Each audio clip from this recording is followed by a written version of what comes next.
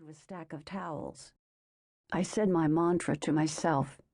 It is just a noise like any other noise. It is just a noise like any other noise.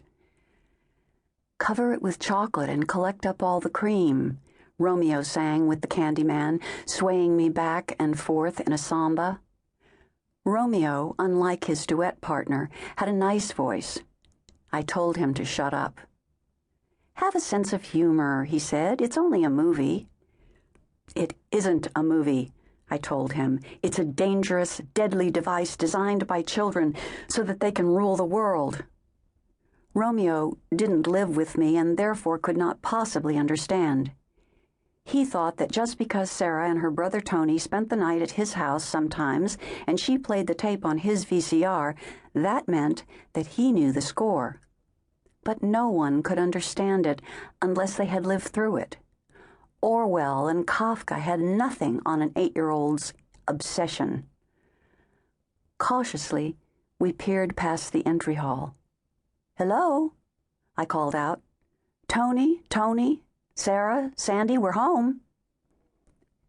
But the only living thing to amble into the room was Sarah's cat, a fat-faced orange tabby who purred and knocked against my shins.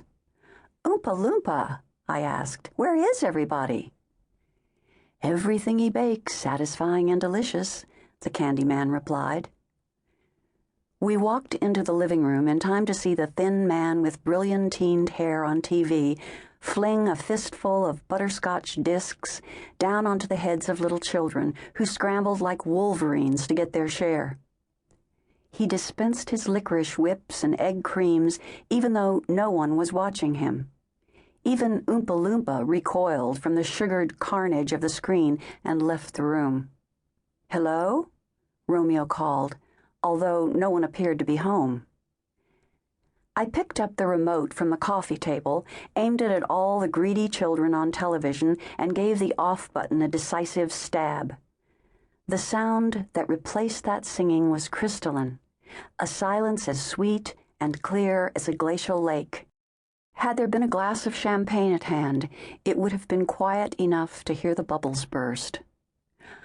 "Oh," I said, taking Romeo in my arms, "will you listen to that?"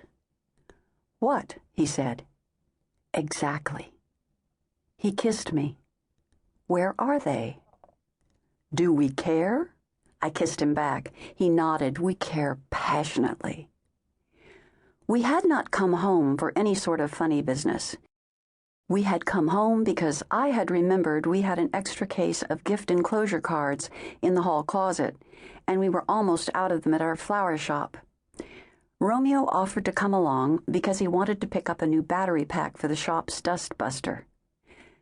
But when you live in a house full of beloved family members, there is no aphrodisiac as potent or as immediate as privacy. Youth is all about finding an opportunity to be alone with the person you want to be alone with, and once you are, you get pregnant, and from that moment on you're never alone again.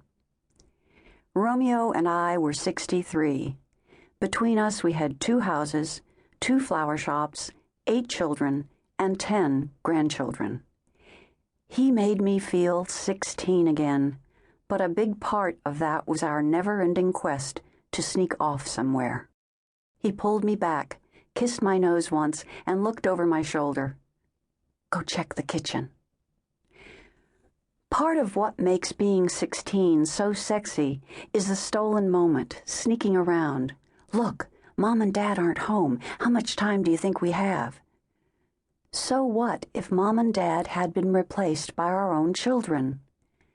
There was a piece of paper on the sink, big letters written in black magic marker. "Sneaker sale at Filene's. Be back soon. XXOO Sandy." I held it over my head like the last find in a scavenger hunt. God bless Sandy. Romeo looked at the paper and smiled. "She leaves you notes. That's sweet. My boys could move to Tokyo and they wouldn't leave me a note." When she was a little kid, she'd leave me a note if she went to the bathroom. I wrapped my arms around his waist and buried my nose, still damp and cold from October wind, unabashedly into the side of his neck.